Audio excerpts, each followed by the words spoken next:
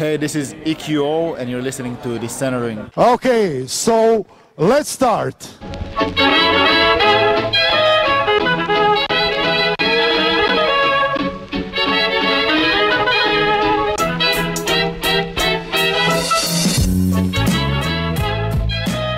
Hello. Hello and welcome. Welcome back to another edition of The Center Ring, aka TCR, aka your favorite esports podcast. Episode 141 coming to you live, pre-recorded from an undisclosed location. The date, February 4th, 2019. The time, 8:35 p.m. Central Standard Time. And this might be the best episode ever. We have part 1 of our Overwatch League preview as we go over everything, well, not everything, most things that have changed since Season 1, things that you should know, things to keep an eye out for. And we also go through the Atlantic Division today. Go through each team, give our thoughts, our opinions, what we know about them. And then later in the week, we will do our Pacific Division and get you set for the second season of Overwatch League, which starts in 10 days exactly. So this timed out pretty well. My name is Tim. I will be one of your hosts for this journey into esports. Alongside me, though, as always, we have Anuj. Hello, Anuj. What's up, fellas? How you doing? I'm good. How are you? Good, man. I have a question for you, Tim. Go for We it. say undisclosed location, right? But Yes. now we stream. Yeah. People can kind of see where we're at this point. Yeah. So I'll peel How do you back feel the about curtain a that? little bit if you'd like. Let's say for hi it. to Brett first, so he can speak, because you guys aren't allowed to speak until I introduce you. Oh yeah, Oh, Zara Tim. oh God. Pray. As you speak, Discord almost died. Oh no, It knows that Well. you are about to die. it's a precursor. Yeah, I Brett kind of is- feel like death, but I'm here. Brett you is guys. less than a week. 5 days removed from surgery. So he's fighting through it. He's doing it for the listener, though. I have to be here for the Overwatch preview, man. He's doing it for the listener. And it was tough on Brett. I mean, it was tough for Caitlyn, and I think you can pull through as well. I mean, I'm getting used You're looking to it. good. It's good. I mean, it's a little bit different, The- but you know, We hear it in your voice. The up tops Yeah, that's right. are looking fresh. I'm proud of you. I'm proud of you. No, so the reason I say undisclosed location in the intro, and I've just stuck with it because it's part of TCR lore now, is so when we originally started, we recorded, Brandon, rest in peace, and I would record, and you guys did too at the start, we would record at the radio station. And it's like, you're not like really allowed to do it, but you're also not allowed to do it. You know, It's just a gray area. it's this gray area that everyone just kind of goes up there to do their own personal work and recording anyways. Even if it's not station related whatsoever. So it's always that, you know. hey, we've done it. We've done shows for them. I Yeah, mean, now yeah. I think it would be okay. But like, you know, Yeah, back we're then family. when we're first starting, like, I mean, only one of us actually is a paid employee to be up there, and yeah, so I just always said undisclosed location. That's kind of like a tongue-in-cheek, like they'll never find us. But you're right. Now we stream on Twitch. So if you're listening to the podcast version of this, go follow us on Twitch, and then you can watch us do this live, or, you know, just help the show out and follow us. Our Twitter is also at The Center Ring. Keep up with all the show news and everything there. Notifications of when episodes go live and when we're live on Twitch, everything's out there. And then, of course, our website, tcr.gg, that has all of our Discord links. You know, be part of that. That's always a good group in there. And, you know, be a part of the conversation. It's fun times, especially with the Overwatch League starting up, because I understand Overwatch gets this weird hate from the community, from other esports scenes. Every esports gets hates from other scenes, but it seems like Overwatch has this weird, like people have this weird obsession where they really want to see Overwatch fail. And I don't really ever see why. I mean, if this succeeds, it's probably one of the better chances esports has to making it into the main scene. And maybe that's why. Maybe some people just don't want it in mainstream, right? We want our own little corner of esports left alone. Like, we want to be big dogs. We want to be bigger than the NFL, right? We want our own ESPN of esports, as every website claims they are. But we don't, but people also don't want, like, the corporate side of it to come with it, which I don't want to spoil anything, is impossible. You are never going to become bigger than the NFL and not have franchising and not have corporate behind it. But I digress, because this is happy times for Overwatch League. We don't want to talk about hate and people hoping it fails, because I think overall Season 1 was a big success. We talked a lot about it on the show, but that doesn't mean it was perfect, and things have changed for Season 2. The first most obvious change, 8 new expansion teams. You now have 20 teams total going into... That's a crazy amount. Yeah. Yeah. I mean, second season, you have 20 teams. Yeah.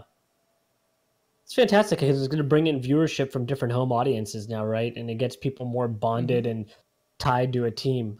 Yeah. For me personally, it happened with the Dallas Fuel, right? As somebody that doesn't play a ton of Overwatch, I still found myself kind of pushing myself towards this team, and I hope that happens for people in all these different markets now. I think it's great. Yeah. They had to bring in 2 extra Chinese teams for that viewership, right? That big viewership that they have over there. I'm just talking even all the American cities. Hurts a lot. Not just the Chinese cities. The Chinese fan base gets a bad rap, because I know the whole tongue-in-cheek is like none of their viewers are real, but some of them have to be real. And it is a big-ass country. So I'm sure, maybe take like 40%. And that's probably the actual number. Nate Nancer, he actually talked about this in an interview. He visited a lot of the cities, EU, China. He went to Canada and what have you, just to kind of talk about the league season 2. And he even mentioned that when he went to China, he saw just random people out there in Shanghai Dragons jerseys, like supporting the team and just being part of it. So yeah, I mean, we talk about it tongue in cheek, but my it's God, like, if a team can go 0-40 and still have this type of fan base, just to imagine if one of them wins. I mean, if we have 4 right? Chinese teams, one of them has to win a game. yeah, well, maybe one of them has a chance, but we'll talk about that later this week. Yes, because none of them are in the Atlantic Division. Makes sense. One big thing with Season 1, a lot of the things that players complained about was just fatigue. It was a lot of these guys, you got to remember, came from not playing in a league of any type of like real schedule. There were tournaments and things like that, but there's a lot of downtime at all, for that matter. Yeah, I mean, streamers, right? You just did your own thing. And so last year you had 40 matches in 4 stages, plus playoffs if you made it to playoffs, an all-star weekend, and I don't remember off the top of my head the time in between stages, but it really wasn't that long to really go and travel. Maybe a couple weeks, 3 weeks at the most, but I don't even think they were that long. I don't remember it being 3 weeks at all. I mean, maybe I think the longest break was like 2 weeks. Yeah. So a lot of the players, rightfully so, right? A lot of these guys are foreigners. So they got homesick. If you remember, Effect went home for most of stage 3 and all of stage 4.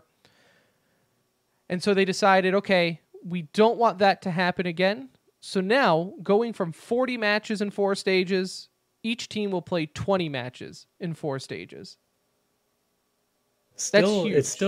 It's still a good number of matches. I feel like 20 right now is a good kind of middle. They'll probably add more as popularity comes in, sponsors come in, and I think if it ever expands too, right? Exactly. Yeah, I mean, a 20 kind of feels like a good place right now, right before teams go home at home to see if they can really work it out schedule wise. To do makes more matches than mean 20. more too. It does. It really does, because 40 just felt watered down. And the only reason we talked about 40 games last season and just just the all of it, was the Shanghai Dragons 0-40 season. But outside of that, it's just I cannot. it's just 40 games You just felt say like that too out much. loud, and I'm like, did a team really go 0-40 in the Like first you didn't get season lucky ever? one time. There's Oh, like not one time the ball bounced it away. Yeah, there were Yeah, a few there were a few matches last year where it's like, They oh got man, are they going to close. beat the Shock? Some But teams got close, but it was funny because if you talk to the pro players, all of them said like no one wanted to be the team to lose to Shanghai. Like no one wanted to be the one team. These guys all went try hard like they're playing the best team in the league. Right. It's like the reverse Right. effect. Stage Oh, 4, Shanghai versus Florida, and Florida's just acting like it's the championship just to not like it's lose their against Super them. Bowl, yeah. Which is funny because Shanghai is really one of the only teams that Florida even beat last year. But another thing with the scheduling is the All-Star weekend is going to be between stages 2 and 3. Don't really care about the All-Star games. The reason I bring this up is because they are adding it to where the gap in between stages are much longer. For example, between stages 2 and 3, it's an entire month off. Now, you have the All-Star game in between, but you still have a month off of actual games between those two stages.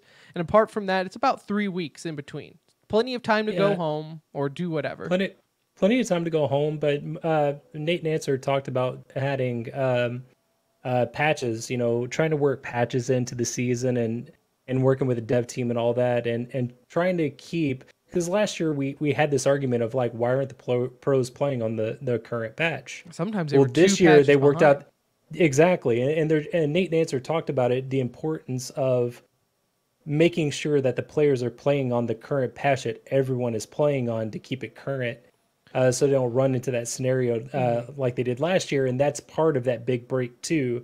Not only is it a break for the players, more to your point, Tim, because they complained about that and the league listened, but it's also to help the dev team to keep the game fresh. You implement your You know, patch keep at it that meta. point, if you Exactly, want to do yeah. one, and they have a month to practice on it if they want to do it that way. But And- yeah, that's another biggie too, because more to your point, it usually gives teams time to practice. Because last year we talked about, man, the reason why NYXL didn't do well in the playoffs is because they didn't have much time on that patch that everyone else had, I guess, more time on. So this year, I guess they're trying to combat that with this long break, which I guess I'm kind of middle of the road. I like it. I like the idea of playing on a current patch, but a month is a long time for fans to get apathetic, right? And just kind of not Yeah. forget about the league, but just kind of lose momentum. Yeah. I think it's a good break for them. I think that the players, you look at it in Counter-Strike on the complete opposite side, how they would die for a month break in the middle of the year to spend time with their families or travel or do whatever. And so I think hopefully what this leads to is getting the best quality of gameplay ultimately, right? Mhm. People coming back fresh, staying motivated, thinking of new ideas and experimenting with the meta itself, but also designing new ways of playing the game. And I think that would be just good from a viewership standpoint. Instead of the straight line, oh gosh, this is the meta, we've only played on this is the way we have to play. And if there's a slightest change, like you said with NYXL, you kind of see how that can throw everything off. So hopefully this just keeps the competitive playing field at a high level for us. I think that's the idea behind it. So we'll have to just see. And ultimately, we don't know that there's even going to be patches between every stage. That they play that all by ear. And Blizzard is notoriously for patching super slow.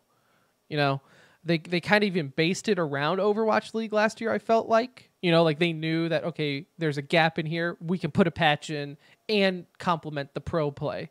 So we'll see what happens there. With the playoffs, obviously adding new teams, you have to change the format a little bit. So after Stage 4 finishes, the top Atlantic and Pacific Division teams automatically make it, along with the next 4 teams in the standings, regardless of division. So that's huge. The only lock you have in making the playoffs is winning your division. After that, Yeah. you could be second place in the Atlantic, but if the next top 4 teams are in the Pacific, then you're SOL. Yeah, and there are ways for them to kind of structure, and like right now, if you're gonna have 2 divisions, don't please God, don't split the divisions in half and like, okay, these amount of teams will make it out of the Atlantic, these amount of teams will make it out of the Pacific. Good luck, have fun, right? That's not good for the league, because you don't get the best teams playing in the playoffs until they maybe break it down even closer by region, maybe have like eventually, and I'm kind of looking towards the future, but You're looking at the if they NBA add another style. Chinese, like if they have a Chinese Korean division, and then like, kind of break it down by regions, have Right. more divisions, and then that way you can be like, okay, the top 2 teams in each. But right now, this is perfect. Yep. They nailed it. And on top Right of here. that, so right there, you already have 6 teams. And then after that, the 7th through 12th place teams in the overall standings will also have a chance to qualify for the playoffs. These teams will be pitted against each other. Obviously, you could tell I copied and pasted this because no one in their right mother uses pitted in normal conversation. In a sudden death tournament, with the top 2 teams being able to join the playoffs for a total of 8 teams, which is pretty good. You have 20 teams in the league. 8 of them make it. I think that's right. I don't think you should ever have half the teams making your playoffs. Make it like you said, Brett, you want it to be the best teams. Taking the top 8 out of 20 teams, to me, you're going to get the best teams there. And maybe this is being a little bit nitpicky of me, but I would have liked to maybe see, okay, I like the idea, but maybe do like 7 through 10, right? That's 4 teams. And then two of the teams, right? 7, 8, 9, 10. Yeah, I had to count. Man, math is fun. But okay, you're and on then painkillers. two of those. But you have the potential of like an 11 or 12 seed, which more than likely will probably have a losing record, right? Unless there's just a couple of like 2 or 3 bottom dwelling teams, which Yeah. there could be. But you run into that scenario where you have a team that's like 400 on the year or 450 on the year, getting that 7th or 8th spot in the playoffs, Yeah. which kind of sucks. But you But gotta that's think like for hype incredibly level. common, right? This is You do like have- not anything different. Yeah. I mean, you do have the one year Seattle made the playoffs with the losing record. And it's kind of neat because you get like But 2 playoffs in one. Yeah, and in the NBA, you see that all the time, right? Like you see, Oh my God. first of all, in most leagues, you have half the teams make it, right? NFL, 16 out of the 32 make it, right? It's 8 or whatever, 8, maybe I think 8 make it or whatever. Same thing on NBA, roughly half the teams make the playoffs. And there's always a couple in there that manage to trickle themselves in with the losing record. 16 teams in a division, 8 teams make it. Yeah. At least this way, it's through like some form of competition, right? It wasn't just your placement in the season. It's like, look, you had many upsets, like 2 upsets to get there. So I like that.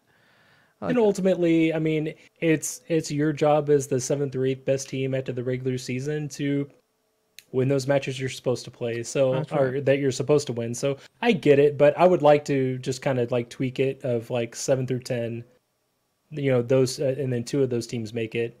That way it's half the league had a chance to be in the playoffs, and the bottom half, if you're in the bottom half, you don't really, in my opinion, deserve to even have a chance. But Another 2 quick changes here, and I think this is a big one, is 2-way players. So now players can sign 2-way contracts, which is huge because you had it a lot last year and players complained about this. You had players seriously be on rosters the entire season, and you maybe saw them once because they're bench players, and you're not going to start, Shadowburn over Carpe on a regular basis. This allows you to sign those guys who want to keep playing, right? You want them to stay fresh, and you can move them down to your contenders team. Now there are certain rules like throughout, like they can't play on the same team or both teams in 1 week, and it's like there's stipulations behind it, right? But that is nice that they added that for players and teams to have an option. I would assume that's so teams don't abuse like just wearing out a player, right? Like, okay, we have this team again this week against the Mayhem, okay, and then our contender team is playing, the Spitfires team, the Hurricanes. Okay, let's see if they can, play these 2, and then, yeah, they'll be back next week for this other game. So I guess to protect the players a little bit. And If that then makes sense. If anything would have been the other small change, then this wasn't huge, but it's a good segue into the first team we're previewing, is teams must have at least 8 players on their roster. And this was especially big deal for roster deadline, which I think was December 1st, if I'm remembering correctly. Sounds about right. And the reason this is a big deal, as we turn the page to our team previews of the Atlantic Division for the Overwatch League Season 2, is with Florida Mayhem. Because if you remember last year, Florida was the only team to start the season with only 6 players. Every other team had more than, they had a bench. Hell, London Spitfires had 2 of the top teams in the world. They had enough to rotate the best players in the world. Florida was the only team that started with 6 members, and I think quickly they realized, like, this is not good, because they went on to later sign players. This isn't going to work, and not only was it going to work from a logistics standpoint, I think it kind of pissed off other owners too. More notably, Jack came out and said, hey, we're footing the financial burden of having, 12 players on our roster. These guys have 6, but they're still getting like a revenue share, right? Even though they're not paying their players as much as we're paying like ours. They came in here with 15 pieces of flair. And do you think Florida did that truly for money purposes? Was that, it seems like the only reason you would do that. What else would make sense in that situation? I feel like, honestly, money may have been a motivating factor. I don't always discount. I never discount money being a motivating factor, but I really seriously thought that they could make that all Swedish part Finnish roster work for whatever reason. They were a good. I think there can be 2 reasons, right? Sure, it might have been the money, but I think it was kind of like hey, let's see if this works before we spend the money. I don't think it's that they were against spending money. It's just kind of like, hey, if this roster works, why spend more money? Yeah, I mean, because he could even look at to London and be like, okay, you guys filled 2 complete rosters out. Like, why did you do that? And to his point there, by the end of the season, London didn't have 2 rosters. So the argument can go both ways. Looking at some of Florida's stats from season 1, they went 7-33, map differential of -78, and they were 11th overall in the regular season. Admittingly so, some of those stats are useless. Map differential, and even the win and loss, right? It's more so just conversation pieces, because you have to remember, jumping from season 1 to now, you've had 3 major patches. The meta has completely shifted away from what it was, and teams have completely changed. Florida alone only has 3 returning players, with just one returning from the original player. roster. Yeah, yeah, but they do have 3 from last season with Tivik, Seiya player, and SNT. Tivik is the only one returning from the original 6 roster spot. How many players did they end up signing? Like at the end of the season, how many did they have on their roster? I think 12. They had a full roster at that point? Yeah, I think they had a full roster, because they ended up. No, I think they only they signed Seiya and S&T back in February of last year, which would have still been when the season's going, and then every other player was signed this last September. When they only ended up signing 2 new players, 2 or 3 new players. So and I guess good on them for recognizing a problem, right? Because I mean this is totally different. I mean it's a full Korean roster, right? With just Tivik as the lone EU guy. They do have 1 2-way player in Apply, the lone head, but he's a 2-way player and he's playing DPS, which I don't know how much time him and Tivik both. I mean, I don't think any of them are going to get playing time. When you have 7 Koreans on the roster, like, you're not going to throw in one non-Korean in there and be like, everyone speak English. Yeah.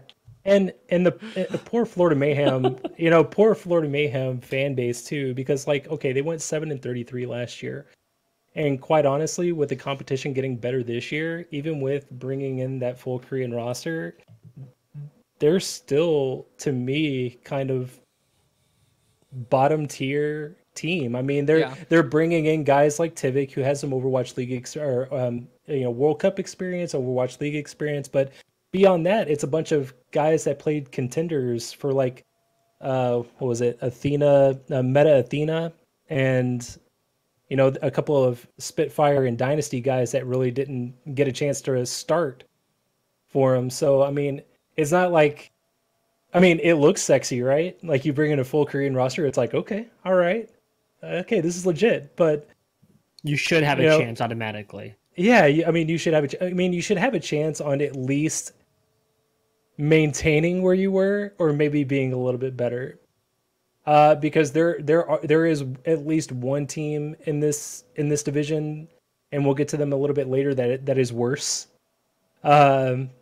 So I mean, there is some chance for some wins there, but honestly, I kind of see them right there, kind of in that same spot they were last year, kind of bottom tier, at least bottom half. Good news is they can't lose 33 again. Right. Anuj, good point. That's a good point. Glass is half full. Going into the first expansion team in our preview, you have Atlanta Reign. Oh man, the talk of the town, right? Best logo in Jersey. I'll give them that. I like the color scheme. And the Phoenix is very clean looking. Same thing with Toronto. They got like that red black kind of thing going on there. Again, though, this is an expansion team that is made up of no Overwatch League players. You have guys coming from all over the place.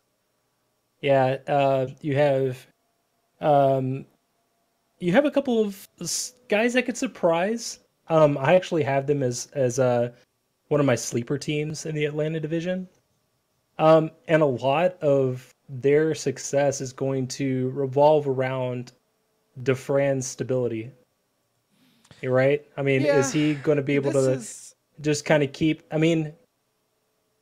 We've talked mentally about this. Mentally or in-game are we talking about here with him? Mentally. Both. I mean... In-game is not going to be that big of an issue, though, because the dude mechanically is legit. I mean, no one has ever questioned his skill, but mentally can mess with his in-game.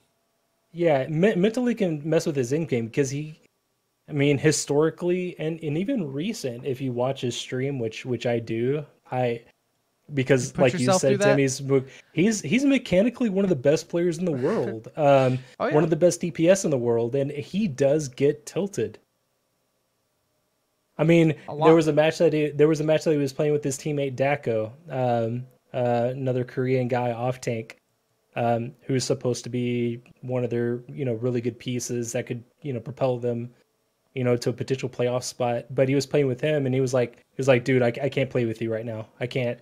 And Dako was like, why not, man? What are we doing? And he was like, no, it's not you. I just can't play on a team right now. Like, and let's not forget that he already once signed, announced that he was retiring and never playing Overwatch again, to the point where he rage uninstalled it on stream, and then within 24 to 48 hours later came back and said, I'm sorry guys, I'm not retiring, I'm gonna come back. Can I throw you another curveball here? Please. The general manager for their team was Selfless's general manager when he played for Selfless. So it's like you saw what he did there. His history. Got kicked off the team. Yeah, he got cut for again, not his play, his actions. Just toxicity, right? And I mean, he was signed. Sure, maybe for his skill, right? I'll say he was signed 40% because of his skill, 60% because they needed a fan base to start out with, and this was the best way to do it. He's XQC on the DPS side, like incarnate. Mm-hmm. He has that Twitch following. He has that that team relatability to fans. Like he automatically makes you relatable to like 50% of the Overwatch fan base. It's going to help sell jerseys, but it's also, I mean, potentially could be. They could blow up in something any that puts given you- match, yeah. any given week. Just keep an eye on the Twitter because he could easily announce that he's done any match. Yeah. Next up, you have Boston Uprising. Well, one more thing about Atlanta. Did you know that Overwatch League teams have dedicated streamers that aren't part of the team? Did you know that? Yes, not many of them do, but they have Franny, and they announced Fran, yeah. and they announced her shortly after signing Dove Fran, no relation. Yeah, I thought that was kind of a weird deal because they had to keep like, non-Overwatch League stuff separate from other entities, and I just thought that was Yeah. kind of. Did you see her strange. picture today on Twitter by chance? Is this what made you think of this? Because a picture of hers randomly popped up on my Twitter feed today, and it got tons of likes. I was like, oh, yeah, that'd be a good streamer to have right there. Yeah, I mean she ain't bad. She's a pretty legit That's what I'm talking about. Player. Zenyatta player. I'm not talking about looks. I Yeah. don't know. Yeah. Going there automatically. Okay. I won't lie though. I view that as a team paying for cheerleaders, right? You get some eye candy on the side of the field and jump around. Hey, look, it's good. It brings in a bigger viewer base to your team anyway, right? So it's all for the team, whether it's directly related in playing for them or it helps the organization. And it's like any other organization, Optic, all these guys. They all do it. They all do it. And we've talked about it before where I don't really, if I was an owner, I would not pay anyone a penny to stream, but that's me. But you go to their stream and they have 15,000 people. Right. Like, all right. wow. Right. I guess that's the difference, right? But yeah. That is me. Moving on to Boston Uprising. This was a team where last year, before season 1, no one really gave a shot. I think in our predictions, we all said that we weren't expecting much from them. And they actually turned out to be a surprise, going 26-14, getting 3rd overall, but finishing the playoffs at a measly 5th and 6th place. Yeah, and this is another team that I have, top of the table. At least, top 1/4. Kind of in between that not 1, but 3 and 5 range. One, they're bringing back something that's I think is very important. Outside of continuity of language, continuity of just playing with each other, right?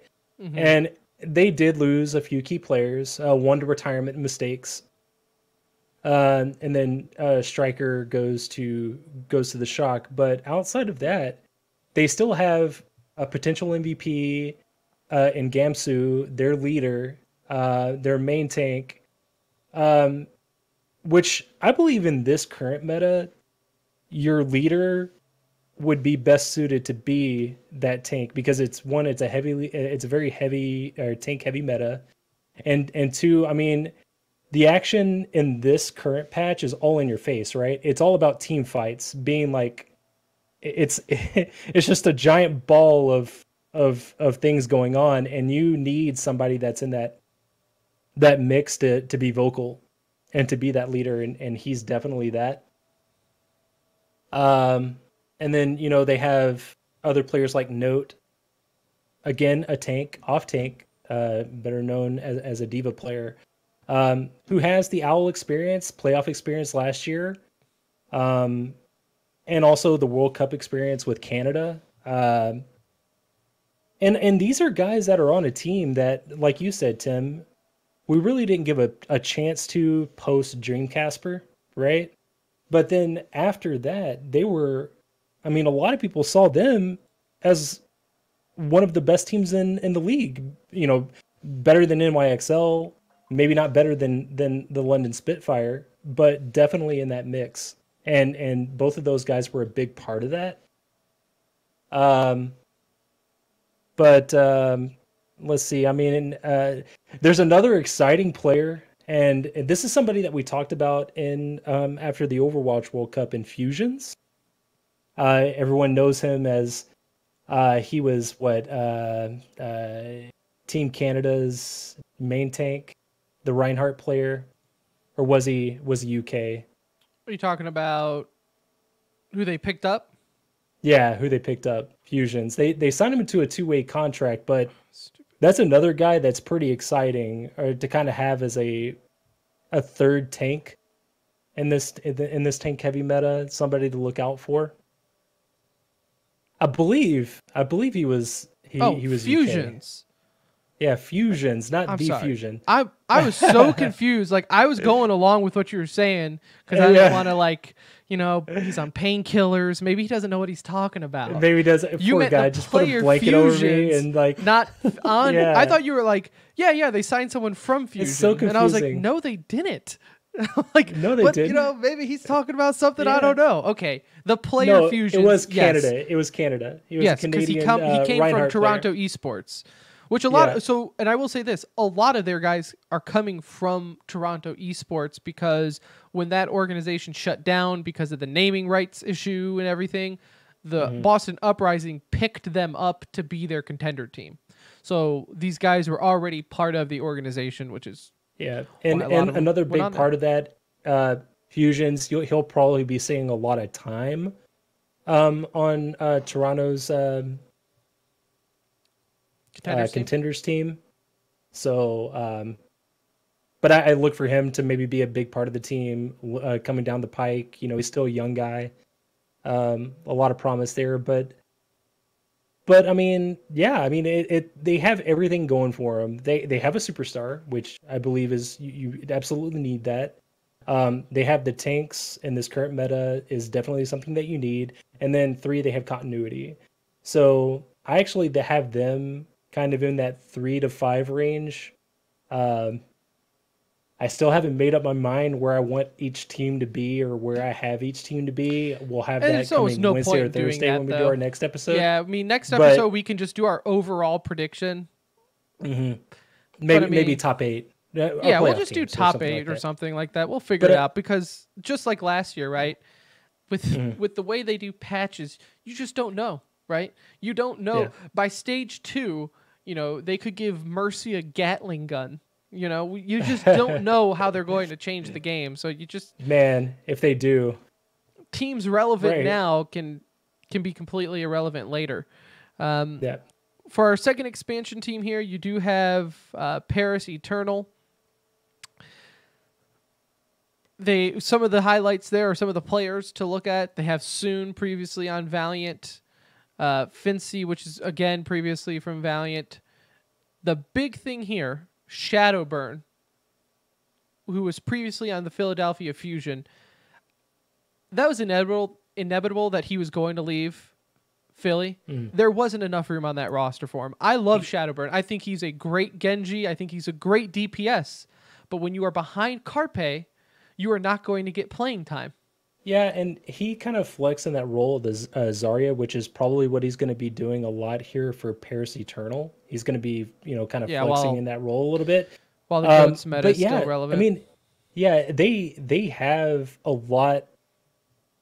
I don't see them as a playoff team, but they have a lot of guys that are going to come in with a chip on their shoulder. You mentioned one of them in Soon. Soon played about half the time for the Valiant during the season and, during the end of the season and into the playoffs because the Tracer role wasn't as prominent. You didn't really see Widowmaker as that big of a hero pick later on down the road into the playoffs. So he kind of lost playing time, which, I mean, was a big reason he left the Valiant to go over to Paris. I mean, he is French, so that's kind of convenient for him.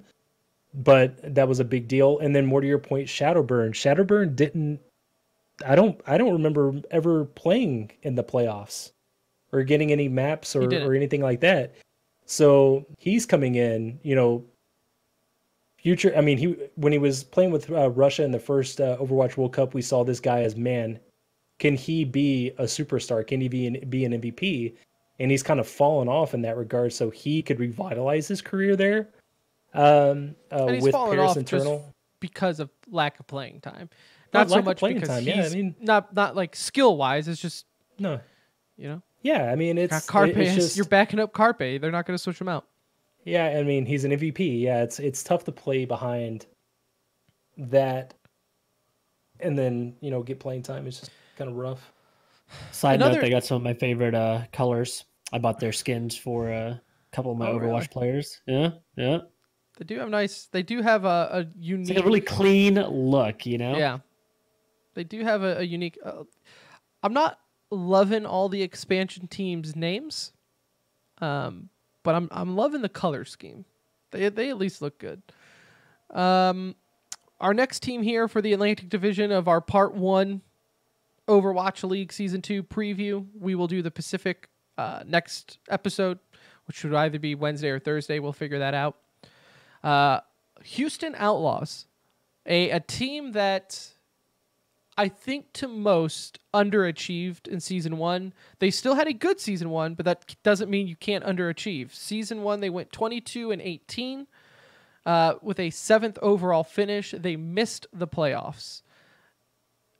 And this was a team that I think had big expectations.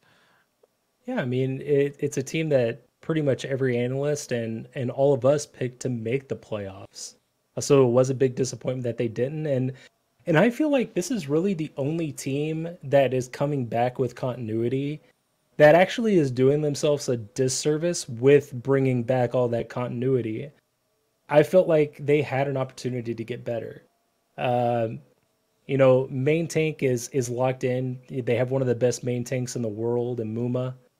An amazing Reinhardt player. They picked up fantastic Dante Winston player. from Shock. They pick up Dante. Now Dante can flex, which I guess was a big reason why they picked him up to kind of, maybe if Tracer comes back, he's a world-class Tracer. But he also plays Zarya as well. So in that GOATS meta, he can, kind of fill in that role and be useful. With maybe Spree being the Diva player and he being the Zarya player, and then, you got Muma there as a Reinhardt. But I felt like they needed to go out there and get somebody that was a tank. Somebody that just plays that role, somebody that could synergize with Muma and just be the Robin to his Batman, right? So I feel like this is a team that could have got better without continuity being drawn in. Now, there is one guy that I'm looking at, and maybe this is a bias because I'm a Lucio main, and I just love watching that hero being played. But in this current meta, you're seeing a lot more Lucios, a lot more Lucio play, and you could see our boy Boink get some love, get some time, known as one of the best Lucio players in the world. So that's exciting. I mean, that's part of their team that I wish I got to see last year. Really didn't get to see him a lot because Lucio just fell off. Just wasn't a pick. Yeah, I mean, he just wasn't part of that current meta. But this year, I could see it going both ways with Outlaws. I still think they're a playoff team. I think they can improve on what they did last season. But I felt like they could have made at least one more move in the tank role. I don't see it kind of playing supplement out. Muma. See, this is where I guess I'm torn, right? And this, I guess, is why they just missed the playoffs last year, and I still think they're a fringe team. It could go either way for them, because I can convince myself why it's not going to work out in this meta, but I can also convince myself why it's not going to work out in a DPS heavy meta. It's easier to convince me of it not working out than it work out. See, all you have to tell yourself is the top 12 teams are going to make it to the playoffs, right? Top 8. All they have to do is get top 12 a chance. Top 12 Top get a 12 chance. Get a chance. So I mean, because I'm not a buyer in Linkser. He's a good Widow, but I don't think you put him up against the other top in the league, I don't think he's that great. And it really Jake showed that last year. He was constantly getting outdueled. Right. Jake is a jack of all trades, master of none. He's a fan favorite. Kind of weird. Is he the most popular player in Overwatch League? Because I felt like he got the most fanfare in the off season compared he looks to any best player on camera. That could be part of it. I think that's what it is. Really I think he's very likable because it was him and Ruckus that went on some late night talk show. He and Ruckus. Yeah, That- they went on some. Raucus and that- me are best friends. We had dinner together, so Yeah, I Tim obviously complimented his ass. the best for him. Bro, that boy is thick. That boy is thick. It is so. Listen, this is my pro tip for season 2 on Overwatch League. The ratio on Raucus is unreal. Like he's sitting down and he looks like a normal person, and he gets up and it's just thick. Thick.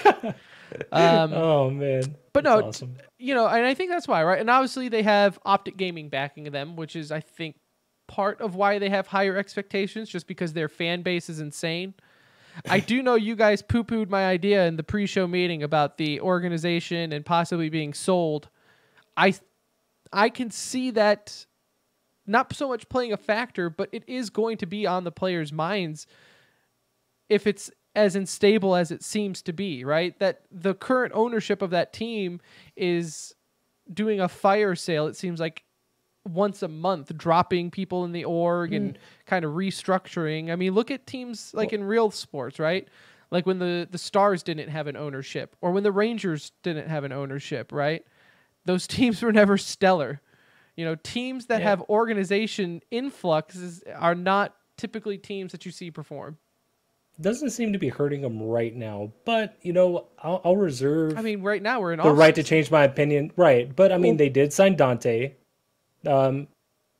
who is kind of middle tier, kind of up there in DPS. So I mean, they're getting interest from players.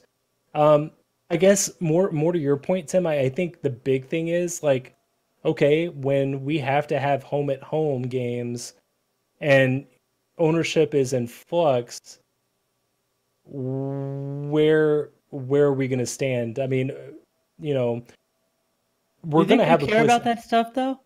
I really think they don't. Like, and the reason I slightly disagree with the statement is generally when there's issues within the organization, yeah, it affects the players, but only when they're side by side 24/7. You think of it in the terms of Dallas Cowboys or whoever, right? The organization and the players are always kind of together in everything. In these guys are sitting in LA, practicing over there. They're behind the computer playing their video game. Ownership's over here, for the most part in the DFW, Houston area, doing their own thing. As long as they're getting their paycheck, I don't think it probably affects them. They're probably just as excited for season 2. Maybe they're hearing about the rumors more, but I don't know if it would necessarily affect their play, on the field, as they say, just because they're not really. I guess I'm not closely thinking so much associated. play, right? Like I don't think Dante's sitting in the middle of Kings Row thinking, "Oh my God, is the team going to get sold?" I think it's more. Or so where are we just- going to play in 2020? Right. I just think it's like more of the outside factor of, how active is the organization going to be on trying to fix the team if something's wrong. And that will happen. I think, issues could come up during this season if something like that were to happen, obviously. But I think headed in, they're probably feeling just as good as everybody else, and that this is the team, and the continuity from bringing most of the players back from last year is probably going to help and keep this team together. It's not a bunch of new faces around with the WTF of what's going on in the backside. Like, these guys have been together for a year. They should be able to handle it fine. In the third expansion team, you have Toronto Defiant. Brett, that's all I got on Toronto Defiant. That's all right. So this is a mix of O2 Arant, which is a standout. I mean, they were a standout contenders team in Korea. But even then, not so like a one lot of the, of a lot of. So I want to piggyback off of that point because I do have a point to make, and I guess this is a good time to jump in, is because I honestly just do not know many players from Toronto Defiant. A lot of these teams that you see, the expansion teams especially, right, are like you see and you're like, these guys are all Korean, right? They're all coming from contenders. They don't even have Overwatch League experience, right? You also have to take in consideration, though, that I feel like the Korean League is far better than like the NA contenders or EU contenders, right? There is that factor where you have to remind yourself, like, you know, the Korean scene was for the most part always so much far and ahead of any other that it could be better than what it looks like. They're just playing against different competition day in, day out in those leagues. So yeah, and a lot of analysts have them like top 10 for whatever reason. I mean, maybe a large part of that could be Asher coming from the Gladiators over to Toronto. Asher, for those who don't remember, was a standout DPS player for the Gladiators, was a big part of why they made the playoffs during that really hectic time where their MVP or possible MVP in Fissure was like, hey guys, I don't want to play with you anymore. Oh, cool. What are we going to do? Not Fissure, but Asher stepped up in his DPS role and carried them in a lot of games, which they're hoping he could do for them now. Now, he is more notably known to be a Tracer player, which anybody that's playing in this current patch knows that she's really not that viable right now. He also plays McCree, which could get some play. But not viable in the meta, but good, right? Yeah, like decent. The character himself can be made very lethal. It's just with the current GOATS meta, not that useful. They're gonna, in order for them to succeed, they're gonna have to kind of force him in there. Like, hey, this is our best player. We got to find a way for him to make an impact. So they may be doing some other things to kind of counter that GOATS meta. So we'll see what happens there. They're bringing in another guy and kind of another Valiant throwaway player, which I guess teams in the Atlantic Division are kind of picking those guys up and seeing what they can do with them. And Envy, more notably an off-tank player, really good in his own right, just found himself on a team where, you know, God, what is this? Space just took over the Overwatch League world. Space, for those who don't know who he is, one of the best D.Va players in the world, 18 years old, Team USA talent, just all class, all world. And he just found himself in an unfortunate situation like a lot of players do in this league. That's why we see the movement in the offseason where he just didn't have a place. So, you know, maybe hopefully finds that place in Toronto, and a lot of analysts, I guess, think that he will find his place there and be useful. And you have Neko, who is starting the season off with a 3-game suspension for selling his account and obstructing league office investigation. When will they learn, Tim? When will they learn? Like, guys, did we not see what happened to OGE last year? Did we not see what's happened? I mean, the Overwatch League, you know, give them credit. They even the best players in the Overwatch League are getting cracked down on. They're like, hey, 0 tolerance for this. And I just don't get how it keeps happening. It kind of blows my mind. Let's see. I'm looking at the discipline list right now. Out of 1, 2, 3, 4, 5, 6, 7 players are starting the season off suspended. Of those 7, 1, 2, 3, 4, 5, 6 are suspended for some type of account sharing or boosting or selling issue. Only one player, which is Ripa on the Gladiators, is suspended for toxicity and throwing matches. Every other player is suspended. See, that's for the one boosting. I respect. That's the one I respect. I can relate to that. Account sharing? What's the big deal if you're sharing it with like a family member or something? Like, they care about that? If you and your like cousin are sharing it, if you don't want to buy the game twice. At that level where SR is like, the drop off could be like extreme, like if you lose a match and you fall. I guess they take it more seriously in those like GM and higher ranks. I don't think they care if you're playing like quick play or anything like that or anything. You know, if you're letting your brother play on your account. But if your brother is getting into quick play or, you know, competitive matches in top 500 situations or, you know. So you're saying if I'm bronze, they're not going to care if I'm sharing my account? Yeah, I don't think they're keeping an eye on you. I think you're okay. But just bringing it back to Neko, I mean, that's huge for them. I mean, he's known to be one of the best Zenyatta players in the world. and you're not going to have him for the first 3 games, where in the first 3 games you're trying to figure out who you are, right? I mean, those are important matches where you're coming together as a team for the first time playing on LAN, and you're kind of like getting that feel, and he's not going to be there. I mean, that's a rough start for them, a team that could be a playoff team. Up next, you have the Philadelphia Fusion. Season 1 results, 24-16. They were 6th overall finishing the season, yet they got 2nd in the playoffs. They were runner-up to the Spitfire in the finals. And, I mean, I think obviously so. They didn't make a whole lot of changes. No. We discussed it earlier. Shadowburn is off, which I think was bound to happen. You knew it was going to happen. They called up Elk from their academy team, which is their only addition for this season. And then Kirby, who was their coach, is now director of Overwatch operations.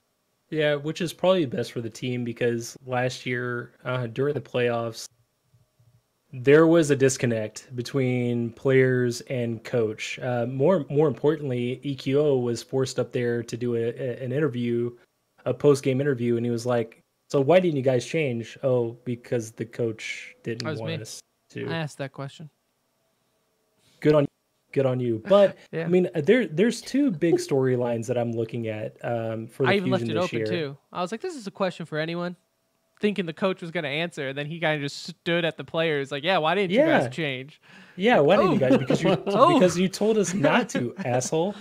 Yeah, Calling out your players, okay. I know, but it's there's 2 big things. One, Poco. Can he step in? Because for those don't remember, I mean, a lot of people know Poco for his insane diva bombs, his insane ultis. They just find a way to get those 3 and 4Ks. But a lot of people that don't realize that he didn't play in half of those playoff matches for the Fusion.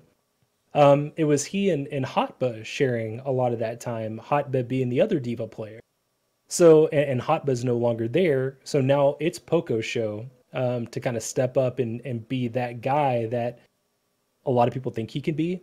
Can he be the guy that more so protects the support and kind of can stay upright and not worry about the big 3K, 4K diva bomb? Can he be consistent? We'll see. My But concern I think that's with going to this be roster at the moment is like their star players are players out of the meta, like Carpe and EQO.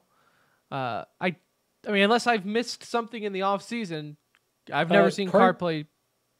Carpe flexes. He's actually, I've seen him play not Diva, but Brigitte a few times. So Carpe is that jack of all. He is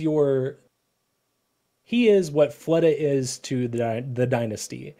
That guy that can just change on the fly and just play pretty much anybody at a world-class level. That's Carpe. Now EQO, I'd still rather that's him another on story. DPS. I mean, you would rather, but in a meta that doesn't really call for him to be DPS, he can still play at a world-class level on other heroes. And another guy that you just mentioned, Tim, is EQO. Can he take that next step and be kind of that superstar that he was, kind of the Robin to Carpe's Batman? Can he step into that role and thrive? I don't know, because I mean, we may see comps here, guys, where there are no DPS played. No, Right? I think Wouldn't that be majority of the tragic? time. Yeah, I mean, I think majority of the time for now, until these pros find a way that there is an offset of goats where there's DPS 2 tank 2 support, well, DPS 3 tank 2 support. So there are offsets of goats where a DPS can kind of find his way in there. But yeah, he's just gonna have to make the most of his playing time. If that he gets, season because one even- shows us anything, it's that these teams might be pros and they might be full of the best players in the world, but they do not try new things. It was a monkey see, monkey do season last year, which is something that drove me insane. Like, Shanghai was 39, 0-39, and they had one more match to win, but my God, were they still going to try the meta that they've been trying all year that hasn't been working out? You know, like Yeah. Shanghai couldn't play dive to save their lives, and yet they were like, nope, still gonna do it. And hopefully Yeah. that's what this player break kind of overcomes that a little bit, right? By giving them an opportunity to practice something new and feel comfortable implementing it, in the actual game itself. Yeah, I think teams are also going to be more structured. There's more talent coming in the league now, and I think, and we'll talk about the Fuel next week, but I mean, they brought in 2 top tier coaches to kind of combat that and and help with adjusting and all that. So we'll see.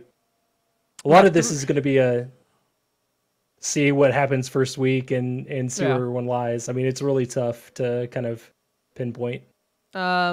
The last expansion team for this episode in the Atlantic Division, which is probably the most lackluster of them, out of all 8, not even in the Atlantic Division, but Washington Justice. They have a few. They have Janice from NYXL and Gaido from Seoul. But everything that I've read up on is no one is giving these guys any chance. No, definitely not. I mean, I kind of see them not as a real potential like Shanghai 2.0, like season 2 type team, but maybe even close. I mean, they did fill 2, useful roles, and Janice, which is going to be their main tank, and Gaido, which is going to be their Zen. That's 2 biggies. But outside of that, I mean, they're filling in players from contenders, but not even players from contenders. I mean, these players are from contenders teams that were kind of middle of the road too. So they're not like they were just world breakers and contenders league and NA and Korea, or US and Korea. Mm-hmm. So I mean, this is why I'm putting them in my top 2. Go for it, because you'll look like a turn it genius, around. Anoush. Yeah, If, you got nothing to if lose they if make you the do that. playoffs. Yeah. Sorry. Sorry. You have New York Excelsior, NYXL. Last year, I mean, one of, if not the best team in the league, went 26-14. First overall in regular season, but then The just meta blew change it. beat them. Just blew it in the playoffs, getting 3rd and 4th. Last year, and if people remember last year in the playoffs, the big thing about them, and this is from players that I spoke with at the finals, it was not that the meta changed and they couldn't adapt. It's that they refused to adapt. They thought that they were better than the meta and that they were just going to do their thing and work it out. We're not going to practice against it. We're the best team in the league. Why try to get anything? Why change anything now? And so I want to know going into season 2, because for the most part, they pretty much have the same roster. In fact, maybe even improved, adding Flower in from their academy team finally. Have they learned their lesson from the finals? I think so, because I mean, you talked to him, Tim. That playoff left a really bad taste in their mouth. Oh yeah. And I mean, They were in their backyard, like what a disappointment. it was. Yeah, I mean, it was in their backyard, but also they were the best team. Like, there were maybe a few people out there that had the Spitfire being maybe slightly better than NYXL, but it was NYXL's show to lose, and they blew it. But in this current meta, Tim, you just brought up they bring in Flower, a standout DPS. He wasn't 18 last year, so he couldn't play. They're bringing in him, but the Korean teams are known to kind of adjust to meta a little bit more, and your DPS guys aren't really just kind of one tricks out there. They're guys that can play flex roles and DPS. So probably see Libero to take on that role this year for NYXL. He was a starter last year, DPS player, but he flexes a lot of Brigitte. I think the meta really complements them, right? I think the GOATS meta really complements them. They still have Jonak, reigning MVP, rookie last year, right? Now he's finally has one level of professional play underneath his belt. with Zen being a main factor in the current meta, I still think that they are going to be one of, if not the top team in the league. I don't see that changing. Yeah, I would have them as my number one right now. They're kind of 1A, 1B, with the Spitfire being one of those. I would probably lean towards NYXL being slightly better right now than your reigning champion. Speaking of the reigning champions, our last team for part 1 of the Atlantic Division preview. Again, in a couple of days, we're going to have our Pacific preview for the Overwatch League. London Spitfire ended up going, as a stupid pop-up comes up on my computer screen, 24-16, with getting 5th overall in the regular season. So that just goes to show, 2 losses behind New York puts you down that much. That the league is so top-heavy. But then, obviously, they got 1st overall in the playoffs. Again, really very little to no roster changes. Closer ended up leaving and signing with the Fuel. So we'll talk more about him specifically next time. But they went with the approach of, if it ain't broke, don't fix it. Yeah, and a large part of why I think they had a really rough stage 3 last year, and that was the stage right before GOATS, right? Even then, though, GOATS was not in its pure form last year. Yeah. In stage 4, it was not GOATS. It was maybe a different variation of it, but it was tank heavy. It was tank, but it's not. Which it's not which what we know now. GOATS.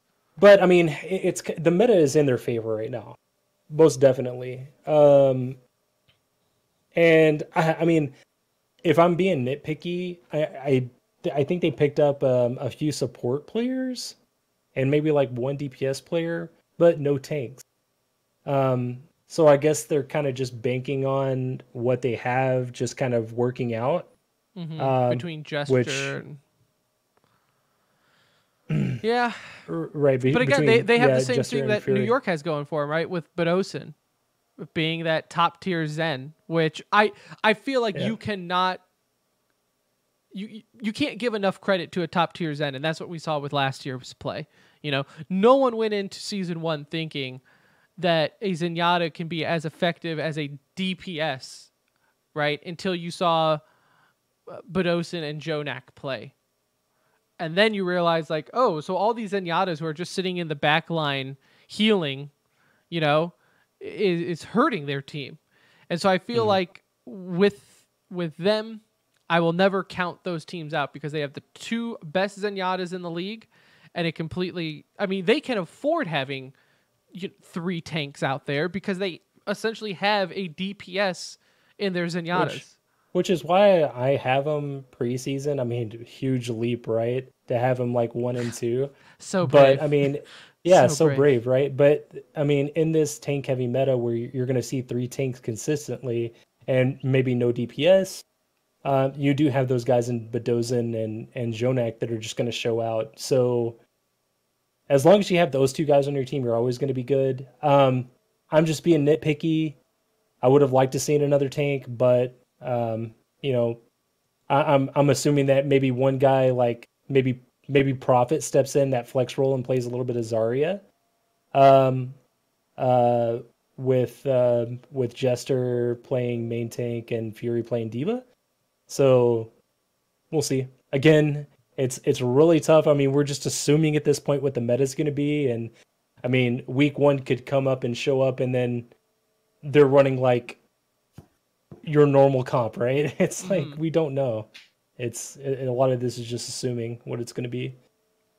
We'll go over predictions and everything next week as we talk about, because by then we have talked about the Pacific Division, and we'll touch on every team, so that way we can go over our teams we think will make the playoffs and eventually win the league and all that fun stuff. So that will be, or I say next week, in a couple of days. We're doing 2 episodes this week. So we will do our part 2 of the Overwatch League Season 2 preview in a couple days as we preview the Pacific Division. But with all that being said, to tie a bow on the Atlantic Division preview, it's not the easiest division. I don't know. Here's this weird concept, right? The Pacific Division is going to be more difficult because the teams that are in it are all closer skilled to each other. The Atlantic Division team is more difficult because it's just extremely top heavy. You have Boston, New York, London, Philly. I mean, right there are 4 playoff teams. You know, you have Outlaws, which were 1 team away from being a playoff team. You're just hoping to be in a play-in game over there. Right. Yeah, exactly. Yeah. I could definitely see in the Atlantic Division, maybe all 4.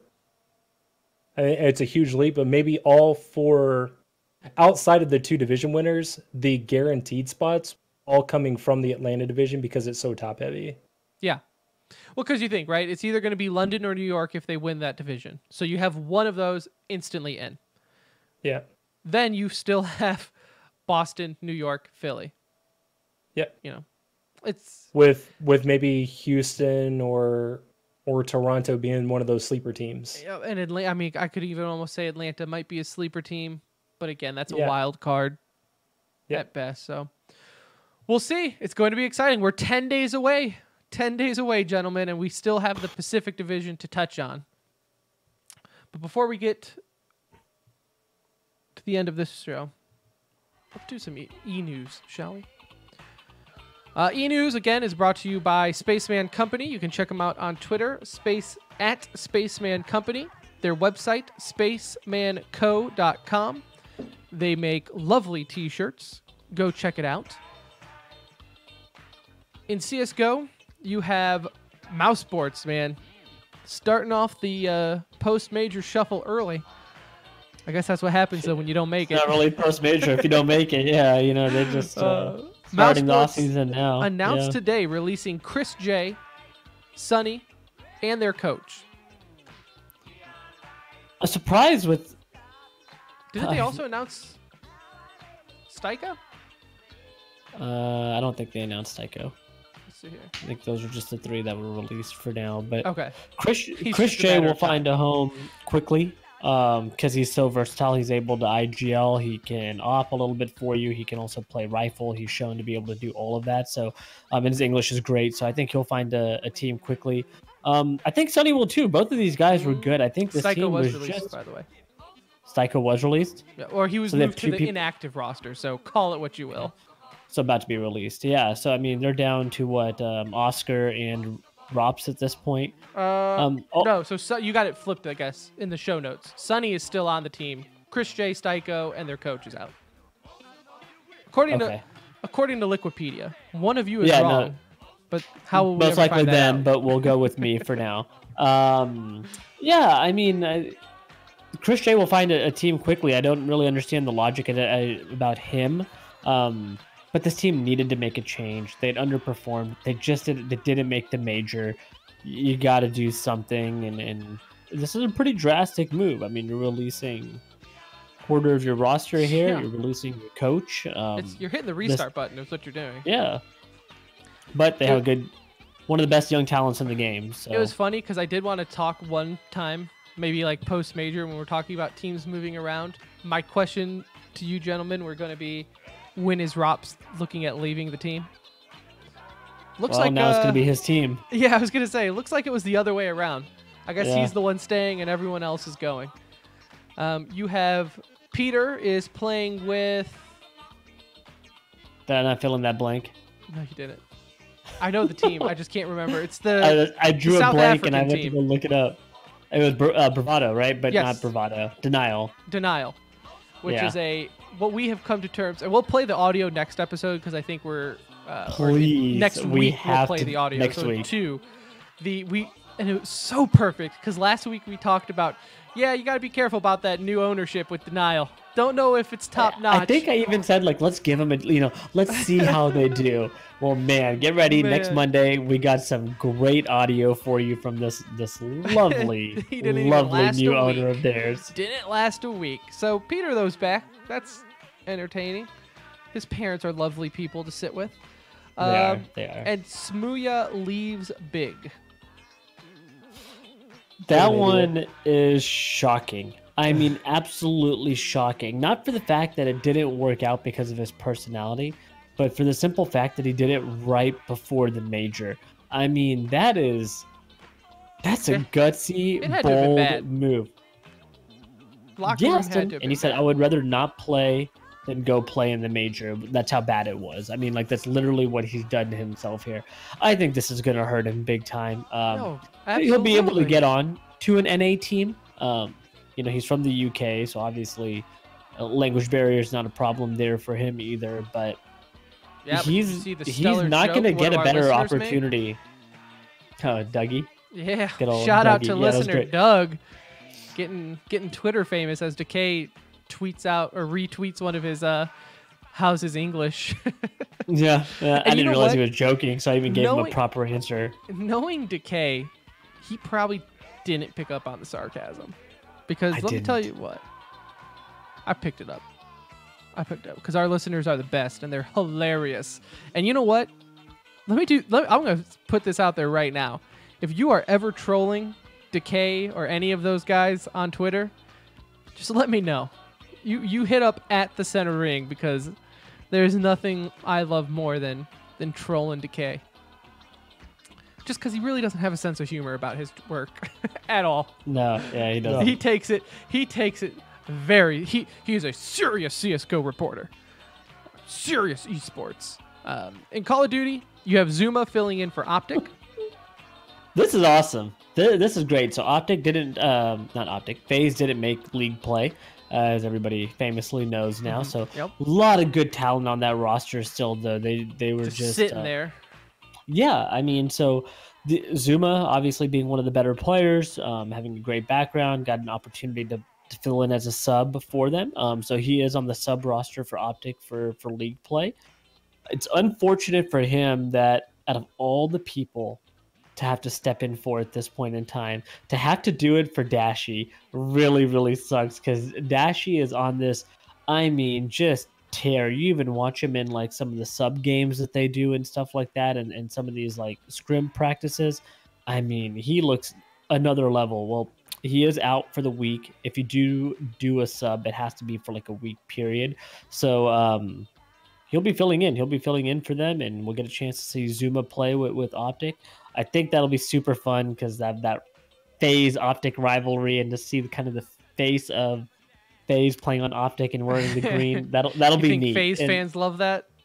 I think they do because Zuma's really likable. Like Zuma's they're just happy to see one of their own in the. Yeah, I mean, maybe for both sides. We could talk about it more next week, but I'm gonna present the question: what's gonna happen first? FaZe is gonna qualify for Pro League again, or League play is gonna happen? It might be FaZe. Definitely not betting on the League play at this point. I'm so salty about it. It's not even funny. In other esports news, you had Genesis 6, in fact, happen over the weekend. Big grassroots Super Smash Brothers tournament. HBox for Melee defeated Axe. As he got booed the whole time. HBox did, of course. Yeah, they're so rude to him, and I don't get it. Like for all of it. But does he, like, at this tournament, I watched, like, bits and pieces, saw some of the replays primarily. Do not let him trick you. Don't let him trick you. He's going to act friendly, and then he's going to just be a complete bitch. Where does he do all that stuff at? Like, it doesn't seem like it's in the public eye in the sense but it's also, like, with other pro players. Like, he is notorious for not warming up with other pro players. He has his little crew, like, of Liquid guys and certain pros that he'll warm up with. But, like, if Mango wanted to warm up, I think it's just kind of like a common thing of like, hey, I'm about to go play a match. Do you mind if I warm up with you? You know? I think it's just like in that scene, right? Like the top 10, they're just kind of respect each other and you're like, yeah, man, let's go warm up. You know? He's never been like, but he's always like that. You know, you go watch old videos, and he'll even say like, yeah, I'm really trying to work at being more likable. You know, like these guys are my colleagues, but they're not my friends. I want to make them my friends. When like go watch like Summit Smash next year, right? And it's like everyone else is just laughing and having a good time, and then there's And he's just kind of off in the corner. Yeah, I mean, you know, but he's a winner, so it's hard for me to hate on how he approaches the game, whether that be practicing with his own crew or whatever. Like, he finds a way to win, and he's been a winner for a long time. But, so, like I said, we could have a whole segment on the HBox saga, because it's also sometimes when he wins, he'll time out strat. Like, yeah. You know, he plays Just Jigglypuff. to be that kind of person. And he, you know, I get it. Winning is winning, but we all know what's a bitch move and what's not. And letting the time run out is a bitch move. But he defeated Axe, and that doesn't help his case either, right? Because Axe is so lovable. You know, it was a whole Pokemon finals. You had Jigglypuff with HBox, and Axe plays Pikachu. And Axe, I mean, he doesn't get to finals. You know, he's made a career of making the top 8, but not making the finals. That's not what he does. And the fact that he was there on Genesis, one of, if not one of the biggest tournaments for Melee, or for Smash now, I think that crowd was... HBox stood no chance with that crowd. Oh, it was brutal. He was not winning that crowd over. No. And on Ultimate, very successful weekend. This is really like the first big tournament for Ultimate, and it competed in viewership. No, it did great. It was right there with Melee. I would still like to see Depending on Zero. Twitter, I mean... It bothers me that Zero doesn't compete. I don't understand the reasoning behind it, because he's so involved with every other aspect of this game. It's like, dude, just go out there. He's ambassador of the game, which, if anything, that's good. But he doesn't do anything wrong. There's nothing, not like he does anything. It's cool. Wrong He was with what he's watching it on doing. his It's just- stream. He was still promoting the event. Yeah, you want to But- see him out there though. Yeah. For somebody that has that level of love and enthusiasm for the game, plus the talent to go along with it, you want to see those people in there. And he's also again one of those like proven winners. So it's yeah. I not a lot of see the people best like play. him. He did have like 10,000 people in there watching him watch Genesis. So Right. it's like he's got the following. okay, maybe this is a money thing. It's like, But it most likely is, right? Because he's busy making YouTube videos. He's busy doing a lot of other stuff that is not related to necessarily playing 24/7 or grinding the way, I guess with somebody like him who has also been a champion, they know what it takes to be a champion. And maybe if he doesn't feel like he can dedicate that level of time to it, he doesn't want to do it. But yeah, from fan base, man, everybody wants to see him out there. And more importantly, he made the TCR one-liner Hall of Fame. That's right. That's true. That is correct. But in Ultimate, you did have MK Leo on Marth, and Lucina defeated Void on Pichu and Wolf. A lot of variation for fighters, so that's always good to see. That was actually a really good final, though. MK ended up winning after being in the losers, and he came through, reset the bracket. So very, very entertaining finals on both Melee and Ultimate. I thought it was a very, very good weekend. And the Ultimate future is looking quite bright, if I do say so myself. Also quite bright was this episode. In fact, it might be the best episode ever. But that will do it for episode 141 of The Center Ring, a.k.a. TCR, a.k.a. your favorite esports podcast. That's part 1 of our Overwatch League Season 2 preview. I hope you enjoyed it. Let us know on Twitter at The Center Ring. Even better, join our Discord. You'll find the link on Twitter and our website, tcr.gg. Tell your family, tell your friends. Smash that follow button. We'd love to have you as part of the family. In a couple of days, keep an eye on Twitter. We are going to do our Pacific preview for Overwatch League Season 2. Got a lot to get to on that. All of the new Chinese teams. Brett is going to take you wall to wall. No stone unturned on those. Dallas Fuel. A lot of teams to get to with them. But that will be here probably Wednesday or Thursday. we'll see. We'll see what's up. But that will do it again. Thank you all for listening. If you skipped around, I love you all the same. For Anuj, for Brett, I'm Tim. We'll see ya.